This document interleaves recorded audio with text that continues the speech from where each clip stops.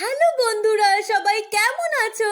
জানো তো আমাদের বাড়িতে একটা বড় বাতাবি লেবুর গাছ আছে। সেই গাছে বেশিরভাগই মিনি বাতাবি লেবু ধরে। গাছটাতে এত লেবু ছিল, হনুমান এসে সব নষ্ট করে দিয়েছে। তাই গাছে যে অবশিষ্ট লেবুগুলো পড়ে আছে সেই লেবুগুলো পেড়ে বোন বলল, এইগুলো দিয়ে একটু লেবু মাখা কর না। ছোটবেলায় মা আমাদের অবশ্য শুধু চিনি দিয়েই লেবু মেখে দিত, বাট আজ আমি একদম অন্যরকম ভাবে লেবু মাখাটা তৈরি করব।